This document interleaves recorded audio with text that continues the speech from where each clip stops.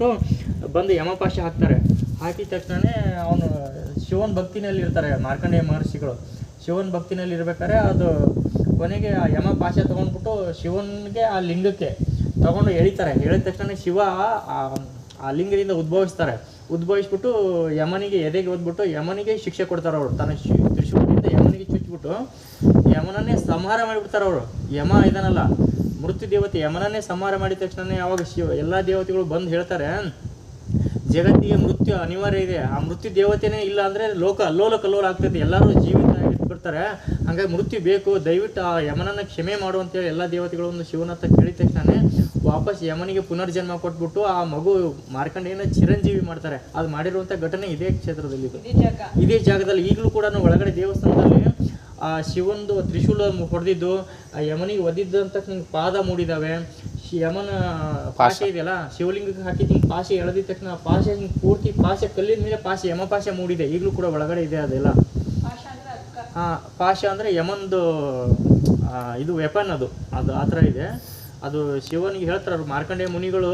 ಚಂದ್ರಶೇಖರ ಅಂತ ಶಿವನ ಹೆಸರು ಅದು. ಇಲ್ಲಿ ಚಂದ್ರಶೇಖರ್ ನೀವು ಇದರಲ್ಲೆಲ್ಲ ನೋಡ್ಬೋದು, ಚಂದ್ರಶೇಖರ ಪಾಹಿಮಾಂ, ಚಂದ್ರಶೇಖರ ರಕ್ಷಮಾಂ ಅಂತೇಳಿ ಚಂದ್ರಶೇಖರ ಅಷ್ಟಕಂ ಅಂತೇಳಿ ಮಾರ್ಕಂಡೇಯ ಮಹರ್ಷಿಗಳು ಬರೆದಿದ್ದು. ಅದನ್ನ ಮುರ್ಕಂಡು ಮುನಿಗಳು, ಮುರ್ಕಂಡು ಮಹರ್ಷಿ, ಮುರ್ಕಂಡು ಮಹರ್ಷಿ. ಮುರ್ಕಂಡು ಮಹರ್ಷಿ ಆ ಚಂದ್ರಶೇಖರ ಅಷ್ಟಕಂ ಹೇಳಿರ್ತಾರಲ್ಲ, ಅದು ಶಿವನ್ ಸ್ತೋತ್ರ.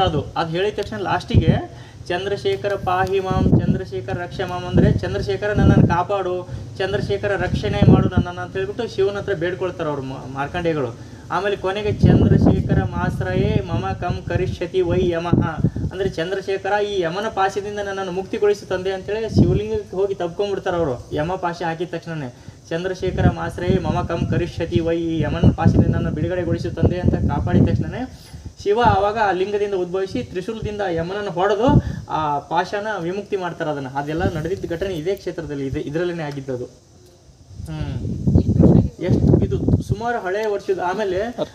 ಆಮೇಲೆ ಮಹಾಮೃತ್ಯುಂಜಯ ಮಂತ್ರ ಇದೆಯಲ್ಲ, ತ್ರಯಂಬಕಂ ಯಜಾಮಹೇ ಸುಗಂಧಿಂ ಪುಷ್ಟಿವರ್ಧನಂ ಉರ್ವಾರುಕಂ ಇವ ಬಂಧನಾತ್ ಮೃತ್ಯೋರ್ಮುಕ್ಷೀಯ ಮಾಮೃತಾತ್ ಅಂತೇಳಿ ಮಹಾಮೃತ್ಯುಂಜಯ ಮಂತ್ರ ಇದೆಯಲ್ಲ, ಆ ಮಹಾಮೃತ್ಯುಂಜಯ ಮಂತ್ರನ ಆ ಮಾರ್ಕಂಡೇಯ ಮಹರ್ಷಿಗಳು ಇದೇ ಕ್ಷೇತ್ರದಲ್ಲಿ ಹೇಳಿರ್ತಾರೆ.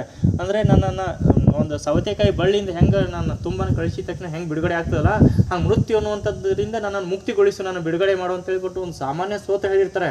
ಆ ಸ್ತೋತ್ರಕ್ಕೆ ಜೀವ ಕೊಟ್ಬಿಟ್ಟು ಶಿವ ಏನು ಹೇಳ್ತಾರೆ, ನೀನು ನನ್ನನ್ನು ಈ ಸ್ತೋತ್ರದಿಂದ ನೀನು ನನ್ನನ್ನು ಏನು ಪ್ರಾರ್ಥನೆ ಮಾಡಿದೆಯಲ್ಲ, ಈ ಸ್ತೋತ್ರಕ್ಕೆ ಮಹಾಮೃತ್ಯುಂಜಯ ಅಂತ ಹೇಳ್ಬಿಟ್ಟು ಅದಕ್ಕೆ ಪ್ರಾಮುಖ್ಯತೆ ಕೊಟ್ಬಿಟ್ಟು